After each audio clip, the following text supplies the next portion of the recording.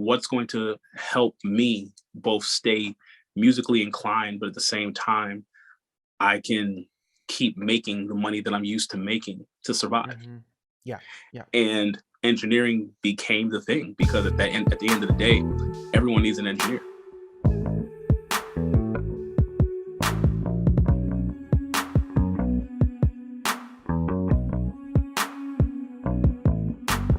All right, so William Bowswer, what's up, man? Welcome to the podcast. Maybe before we get into it, could you just kind of introduce yourself, let the people know who you are? Hey, definitely appreciate you having me on here, man. For those that don't know, my name is William Bowswer. I'm a full-time mixing and recording engineer here at the lovely Quality Touch Studios, where I'm also the co-owner. I'm also the vice chair for the Audio Engineering Society for the Maryland, DC, and Virginia chapter, and I'm also a voting member for the Recording Academy. All right, very nice. So, man, tell me a little bit about your story. How did you get to where you're at today? It sounds like your focus is as an engineer, right? That's your Yes. craft. What's Mhm. how'd you get into it? Um, well, to be honest, it was kind of out of the consequence of not having enough money to go to a proper studio all the time. Mm, So, back in the day, I was an artist and I was a singer, songwriter, and rapper. And so, when me and my group got together, we were recording in the house, and then when we could, we'd go to a studio to work at, and we got really good at it. Released quite a few records, and then from there, got picked up by an independent label that had distribution through Universal. That kind of fell through. Went back on my indie grind. I was doing that as my full time artist self, and then on top of that, I was actually, because I was so good at engineering and everyone liked my sound, I was also engineering at the same time. So basically, it came down to what was making me more money to help sustain my life. hmm. Was it being an artist or was it engineering? Surprisingly, it was a very hard question to ask because I was an actual working like artist. So I was always doing shows. I was always selling merchandise. I was always selling music and selling CDs. And I'm dating myself now. So this is back when you could sell CDs and actually make a pretty good living. So I would go to like farmers markets and stuff like that on the weekend with my team, and we'd make anywhere from $300 to $500 every weekend. Wow. So Okay. I would, and this is just off of people walking by and hearing the music. I've been on the radio, I've been on television quite a bit. I've been touring a few times by then. And again, it was one of those things where what's going to help me both stay musically inclined, but at the same time, I can keep making the money that I'm used to making to survive. Hmm. Yeah, yeah. And engineering became the thing because at the end of the day, everyone needs an engineer. Right. it it was a mentor of mine that told me that. He's like, well, everyone needs an engineer, and artists are a dime a dozen, and you can get a dozen for a dime. So, Yep. and No, it's true. It's that's how I funny. looked at it. It's like one of the ultimate hacks. I mean, for me, that was really what I did for a long time was kind of my full time job was being an engineer. And for me, it started for me wanting to be a producer, and realizing like, okay, it's pretty, it's hard to get consistent sales or whatever. But that was something that I could do consistently because there is such a demand for it, and it's something that you can. I feel like it's easy. I don't want to say it's easy because it's hard. You have to be good at it. That's the hard part, right? Yeah, You have that's to the thing. actually be really good at it. But if you are really good at it, then you become highly in demand, and then that puts you in the room with Hmm. artists with everybody in that goes around that. So yeah, I think it's one of the ultimate hacks. And then I fell in love with it too. I actually it wasn't something that I originally wanted to do, but then when I started doing it, it became something that I was Exactly. like, oh yeah, this is really fun. And then it transferred over into, when I was making beats and stuff, it's like, okay, cool. I've got all these tricks from engineering. I can, apply that to, from, in my case, for making Well, beats. And and I was doing that too. So I was producing as well, and I had a nice little catalog. But see, the biggest problem when you're an artist is time. You know hmm. what I mean? Yeah. Time is really not on your side. So you're wearing multiple hats, like I said, because you have to. It's the consequence of kind of being an artist. In the beginning, you have to wear all these hats because it could be a number of anything. People don't believe in you, or people do believe in you, but they don't know how to help you. You don't have the right connects and contacts yet. You are really starting from the ground and running to make sure you don't run into a wall. Yeah. You For know what I sure. mean? And then on top of that, you're working with other artists, or you're helping other artists, or you're producing other records, or you're helping put together other records. Your input has become important. And that's part of the growth phase of being a young artist when you're growing and, making your rounds around the industry. You're basically, you're putting in your 10,000 hours, as they've said before, but we all know now it's like 100,000 hours. It's not really just 10,000, because Yeah. yeah. And then ultimately, what I always tell everybody is, in this business, a time comes where you have to make a decision. You have to learn to focus on this one particular aspect to help open the doors for any other aspect that you might find yourself in. So again, if producing was my passion, but I couldn't really find a lot of good artists, so I became an artist out of consequence. Cool.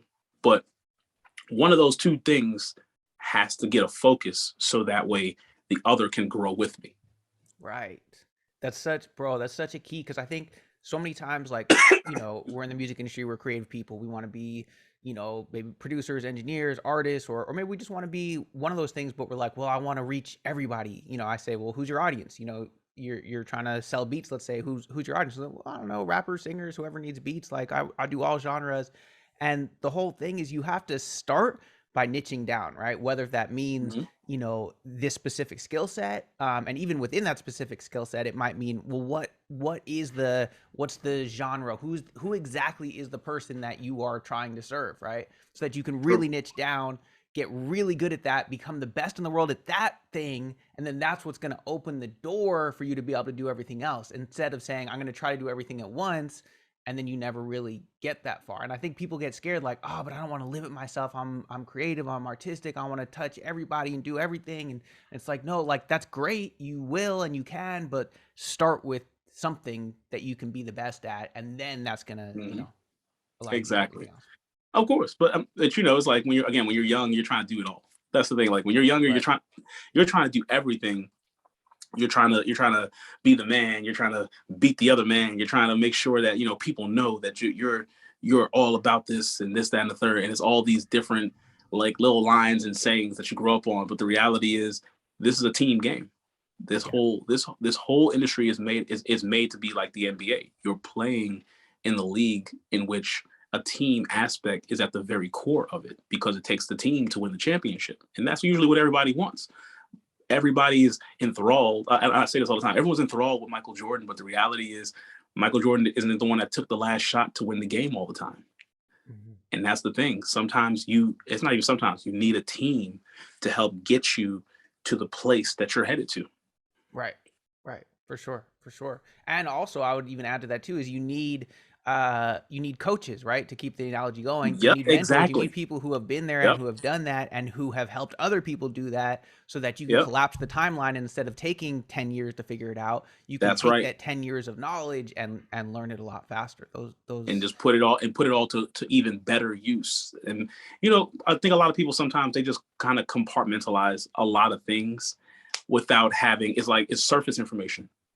It's a whole bunch of surface information. Nobody, I'm gonna say nobody, but a lot of people don't take the time to dive deep into how this works, the inner workings, to see why things are done, and not just oh, well, it looks like that because this is what's broadcast to the general public. Well, the reality is, in this business, you're not part of the general public. So you have to have a greater understanding and knowledge, and that requires that you do a bigger, better deep dive on what's going on, so you can just be better prepared and in the know. You know what I Right. mean? Like, us getting the same information as the guy down the street serves us no purpose. Right. You know what I mean? To the guy down the Yeah. street, it's just more information to the guy down the street, but for us, it serves us no purpose to be the last in the know. Yeah, yeah, for sure. So what are some, so this is good, we're kind of talking more broadly, but I'm curious some of the specific things that you feel like have helped you be successful. Like I'll give one example for me in my studio, back in the day of how I got it busy was I just had a referral program, and it had a couple different versions, but it was always something like, hey, if you bring me a new client, they Mhm. get, their first session free or their first hour free, and then you'll also get a free session or a free hour. And as soon as I started doing that, my studio blew up, right? Because now all of a sudden I'm incentivizing my customers to Mhm. bring me more customers. And of course, this is the important part. I was really good at what I did. So as soon as they come in, they want to keep Yes. coming back. So anyway, so that's kind of like one example, but I'm just curious, what are some of the things that you feel like you've done to be in the position you're in where you are actually, working full time in music? So that me and my wife did something very similar to that. We had a hole punch system with our cards. So we had Nice. cards, and if you went and got 10 hole punches, you got an hour for free. Nice. And so yeah, it incentivized people to come back to fill that hole punch up because we learned this. We learned this as when we Googled it. People have a psychological thing where they are like closet completionists. Mm-hmm. So it made people like I un, I guess what's the word I'm looking for? It basically made them want to book more time to fill Yeah, out the whole thing. I They love that. felt like they completed a task that they were unintentionally tasked with doing, but they did it subconsciously. So they subconsciously saw that this was like a challenge, and they felt, okay, well, I can do this Right, bro. I because it's love that. something. That's so smart. Yeah, because it's like it sort of gamifies it. That's kind of Mhm. another way to put it, or another thing that can be really helpful whenever you're doing whatever Yep. you're trying to do, sell beats, whatever. If you can gamify it where it like becomes like a game for them to essentially give you money to consume your Mhm. product, to buy studio time, buy your beats, whatever it is, then they're going to want to do it more. And then but that's also like you're kind of taking another level deeper of understanding with the psychology of it, is that our brains like to close loops. We like to complete Yep. things. It's like Yep. yeah, whatever. It's like if you see that little card and there's Uh-huh. 9 holes but 10 will You know, complete it, you like know, you're gonna be like you're looking to book that last hour of a like, session I time. gotta just fucking punch that hole. Yep. That's And really that's the smart. thing that, and then they're gonna go in there book that last hour just so they can get the next hour free. But within that last free hour, now I'm giving you a brand new card. And then Right. we start the cycle all over again. And Yep. that helped us a lot. Actually, we were we were talking about bringing it back. Actually, um, on top of that, getting on Google, Mm. being a verified business on Google very much helps because people leaving reviews, both good and bad, lets people know that number one, you're an actual place and a place of business. Number one, number Yes. two, it humanizes the actual business itself. It lets them know that there's a person there. And yeah, not everybody likes what happens. And sure, like even with us, we have I think like 47, 48 reviews, and two of them are bad reviews. But again, it lets people know that there are people here. And it's not just people, it's people that actually care. Yeah. You know what I mean? Yeah. The responses are actual responses. They're good, caring responses. They let people know that I'm here to do not just the job that you're paying me for, but I'm here to take the job and go exceedingly above and beyond because I believe in what's actually being recorded here. I believe in what's being mixed. I believe in your record.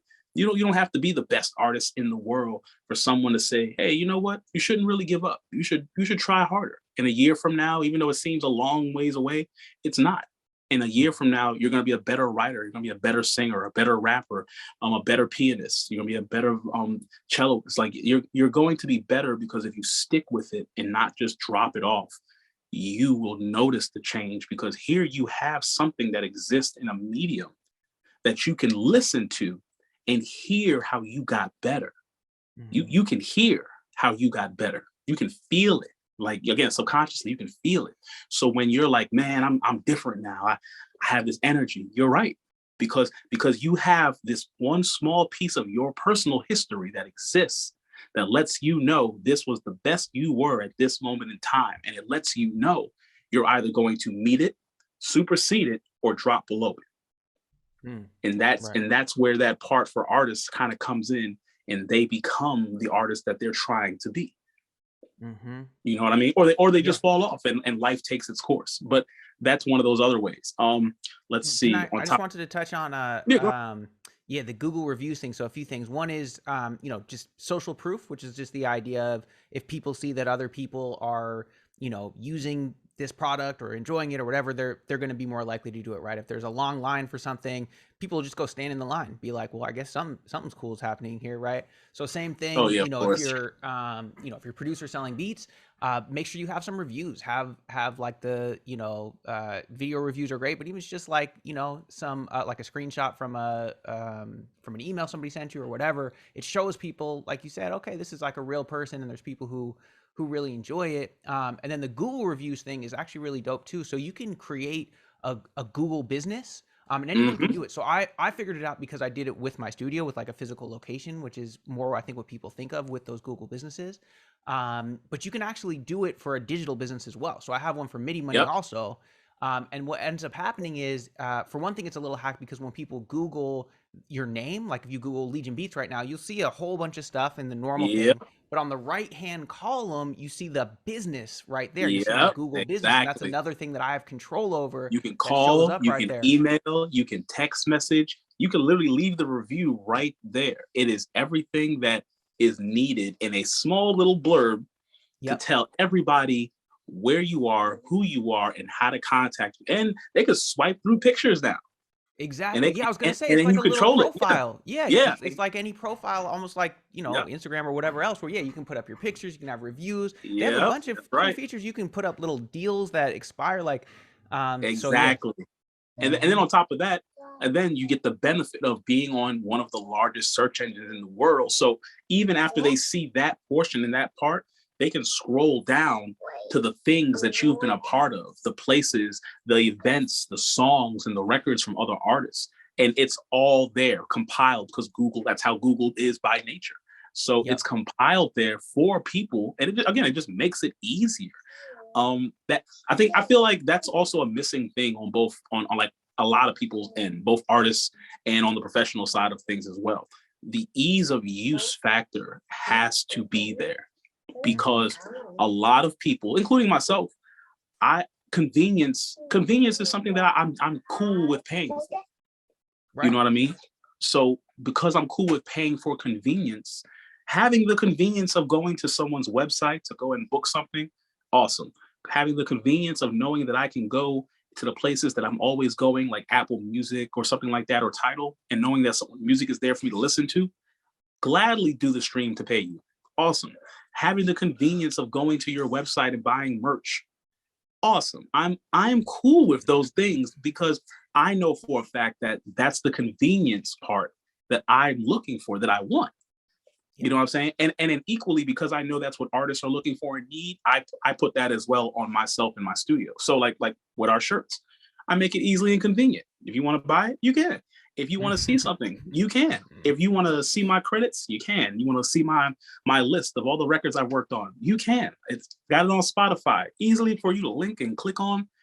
That convenience factor is like a missing link for people that sometimes want to be taken more professional, because it's just the added salt and pepper. It's not the icing on the cake. It's the added little bit of extra flavor that just spruces it up a little bit. You know what I mean? And this is instead of me having to look at all the Google stuff where I can just click on, just having a website, just having a piece of digital space that you control, a piece of digital real estate that you yourself have made up, control, add value to when someone just lands on it is a convenience factor that can't be overstated. Like it's like having a house. It's like having a house. Like, it's yours. You can do what you want with it. You know what I'm saying? Within the confines of the place itself, obviously. But it's yours and you control it. And if Facebook goes down or Instagram goes down or Spotify goes down, you still have a place where you can every single day know for 100% fact, when those things go down or they change or they evolve, I'm still here. Yeah, having that ownership. The other piece of that ownership that I talk about a lot is owning your list. So if you have those email addresses and those phone numbers, now it also doesn't matter, if these other sites go down or the algorithm changes or get kicked off or whatever, or it becomes a pay-to-play platform. When you have somebody's phone number and email address, now you can hit them up directly and you own that relationship. You own that the data, right? I feel like it's one of those things that we're slowly starting to wake up to. Like we hear like, oh yeah, data, like for some reason data is worth billions and trillions of dollars. That's why Facebook is, worth whatever it's worth. It's because of the data. But I feel like that's always been that way though. No, and I apologize. But I feel like this is the thing, because we're in such an information age and our news cycle is now like forever present. things of that nature were never truly public interest, but they are now because everyone is part of the cycle now. Mhm. And they're all part of the conglomerate, which is our data. They've always been that way. The thing that has been ever evolving with the internet has been, what have we given up in exchange for our data? Right. Now that people understand that we are a society in which data is both corralled and herded and then used for everyday purposes and uses, people are now becoming more like, they're becoming more questionable. Like, hey, why is it that when I talk about something, it pops up in a Google search only moments later? Why is it then when me and my friend or my partner speak about something, here I am getting a Facebook ad after the third thing I've seen on Facebook? Why is Instagram showing me something that I was just typing on top of my notepad? That those things equate to ask questions. Those questions, when as they're getting answered, it lets people understand the world around them is not the fact that it's always ever changing, because obviously it is, but it's the fact of, this was a baseline thing that you just never paid any attention to. Right. It's And always I been important, you know? Yeah, and I think what we can, for me as a entrepreneur, as a business owner, as a producer, what I want to look at is, yes, like those, like it's interesting to look at, okay, what are we giving up? What, what, privacy concerns, all that kind of stuff. But really, what I'm thinking is, well, how can I use this to my advantage? How can I use this for good? Like, if this data is so valuable, how do I use it in my business so I can, I have the best beats, I have the best products, I want to get it to the most people. So how do I use that data? And that is by owning it, right? By having those phone numbers, by having those Yes. emails, by having Yep. your pixel installed on your site. Now you own that Mhm. data, and now you can be the guy doing the creepy retargeting where, somebody just Yep. typed, guess what? You type in you type in beats or whatever, there's a good chance you're going to see an ad from me because separate from, it's a whole nother conversation of, is that where the world should be going, and what are the issues with it? We're in that world, so you might as well live in it Yes. and use it to your advantage and collect those email addresses, collect those phone Plus, numbers, and plus, I always tell folks, if you're over a certain age, we live through that anyway. So just yeah, use the things of our childhood. That's yeah, all. Use the things of our childhood. Like MySpace existed, and still it still exists to this day. Now right, it's a shell of its former self, yes. But if you live through that, then there are certain things that are in you innately that you live through for a nice little chunk of time. Number one, you should be able to copy and paste code, because right, we all did it. You should understand the concept of showcasing the people that support your brand, because again, when we had our top 9, that's what that was. When you are our top 8, that's what that was. You should understand that brand recognition is the reason why Tom is still in the vernacular of people over this certain age. You, these are things that were bro. used to the benefit of That's a company that we live. You see, and you get it. Look, Yeah, that's what I'm no, saying. it's just funny because it's like, yes, those are all like fundamental principles to understand, but it's just so funny to be like, there's like everything I need to learn I learned in kindergarten. It's like everything I need to learn I learned from MySpace. But it's true. The first time Yeah. I ever did any kind of, quote unquote coding or HTML or anything like that, Yeah, it it was was on on MySpace. Like, MySpace. okay, how do I like copy and paste? That's so funny. And But and yeah, and like I said, it's in there. It's a bike. It's a bicycle. You've put it to the side. It's in the garage. You pull that bicycle out. You still know how to ride it. It will take you a minute to kind of get acclimated and get your balance back, but you know how to ride it. It's hmm 100% there. And MySpace, AIM Messenger, Yahoo, when Yahoo was bigger than Google at one point.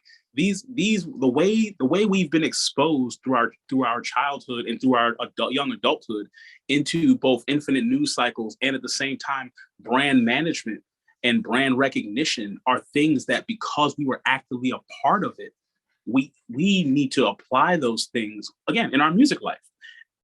Like that's what I say. Everything I just mentioned, we've been a part of it, and we saw people become successful from that. Little did we know and realize that as we got older, those were things that were consistently always used and important. Their importance never died down. Just the yeah. platform that we saw them used in. Right. No, bro. Yes, I love this. That's so key, right? It's just like you said with MySpace, understanding the importance of, supporting your supporters or showing them Mm-hmm. that you care. I forget the other examples you use, but these basic principles of really life, but, I usually relate it to marketing and business. Yep. Um, when you understand the principles, the strategies, the psychology behind why all these things are effective and why they work, then you're never going to lose, because whatever the new platform is, whatever, maybe the next thing is, okay, now it's not Instagram, it's TikTok, fine, but the same concepts apply. You got to There learn you the go. new, There you the new go. little ins and outs of the technology or whatever. Maybe we're quickly going into what they're calling Web 3.0, which is like this combination of crypto and the metaverse Mhm. and all this kind of stuff. But guess what? Like, yes, there's a lot to learn, and I'm educating myself about the specifics. The same principles are going to apply. The same things about, making Yep. sure that your offer is better than everybody else's offer, and you actually deliver. The same thing about caring about, your customers, like you were talking about before. The same Yep. thing about understanding that it's about attention. How do you get in front of those eyeballs, whether if that's using Facebook ads or showing up on MySpace or whatever, popping up in the metaverse, whatever it looks like. It's the same principles. When you understand those and when you learn those basics, now you can be ahead of the curve. So yeah, that's Yep. been a big key for me, for sure. And then Oh you yeah, just see the man. new stuff Definitely. come out and you're like, oh, cool. Like, I'm not scared of this. I'm glad, like, cool. I Yep. can be early on this because everybody That's else is right. maybe kind of figuring it out or whatever. And it's like, no, I might not know all the tech behind it or all that, but I know the principles that are going to continue to work, and I'm just going to, do those things. It's the reason why cryptocurrency took off for like so many tens of thousands of people, because being the concept of being a futurist is that in its very primal baseline, it's okay, I see this.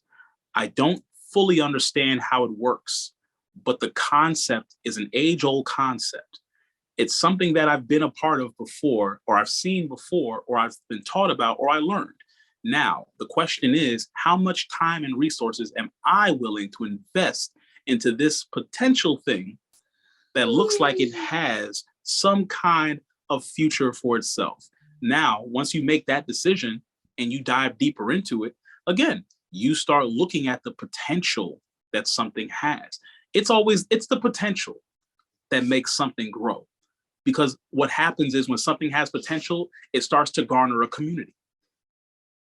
That's Right. always what happens. When it has potential, it garners a community. That community helps spread both word of mouth and the actual activity of the thing that has the potential. That's growth. It starts to grow. It's only popular because of its natural progression of growth. Other than that, anything and everything could be the next big great thing, but again, that's not how society works. We are very much in a part of society where familiarity breeds success. So I just have to sell you something that you've bought a million times in a different way with convenience factored in a whole brand new coat. Like, we Damn. look, how many wheels for tires are there? Right. The wheel never got old. The wheel is a great design. Its basic design is great and flawless. The reality is there are many different kinds of wheels that we could all use for whatever task at hand. That's the thing. So if I see a brand new wheel that's never been made before, it's still a wheel. It's just never been made before. Am I going to invest my time and energy into implementing this brand new wheel? Do I find it going to work for me as an entrepreneur myself? Is this going to be part of something greater? I do the research, I do the math. Can I invest in it? Do I see a future in it? And then I decide to jump off the cliff. Right. Right. It either Yeah, man. pays off, you know what I'm saying? It either pays off and I'm very happy I invested in this wheel early, or it doesn't pay off. And well, this wheel is just going to fall back into history along with the other wheels that didn't work. Yep. And that's the game we play and continue to It is. play. Man, this has been great. I love these kind of talks. We're gonna I gotta let you go pretty soon here, but before we do, I just want to know kind of what you got coming up, what you're excited about, where people can find you, and anything else you want to mention before we wrap it up. Oh yeah. Well, let's see. I'm a brand ambassador for quite a few brands actually.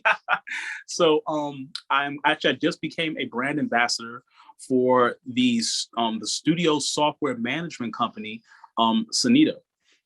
And that has been awesome because they are very much a we like listening to our clients and customers kind of company.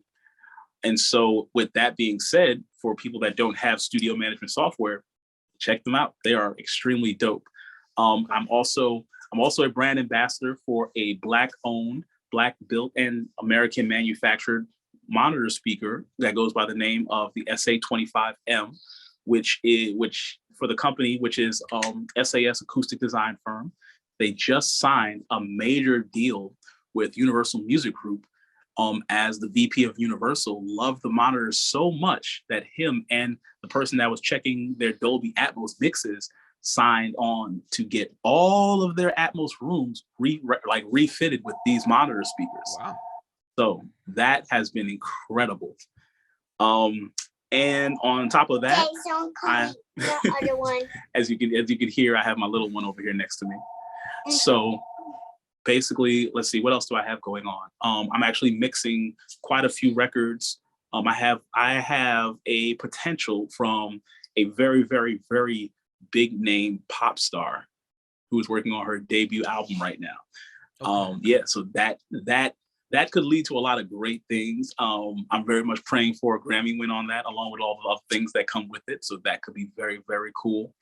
And on top of that, I am currently one of the few Atmos mixing engineers of color in the world, period. Let alone Atmos mixing engineers in the world. It is an awesome format. I'm very, very much committed to it and enjoying it every step of the way. So I'm looking forward to seeing how people react to it as a full-time thing they hear in the metaverse. Dope, man. Lots of cool stuff. You're obviously somebody who's accomplished a lot and passionate about the stuff and doing a lot of really cool stuff. So, man, I appreciate you taking some time out of your busy day to chat with us and drop some gems. And man, not a problem, man. Let's do it again soon. I feel like we could probably have 10 more of these conversations. Oh, dude, I could talk about all this all day long. It's dope. Plus, I also do consultations for artists, for independent artists as well as signed artists as well. So I help artists make sure that they get all of their money. If people want to do that, where should they go? Oh, I keep it simple. Go to qualitytouchstudios.com. Damn, there it is. All right, man. Yep. Cool. Appreciate you. Have a good one. Okay. Hey, man, I appreciate you too, man. You have yourself an awesome day.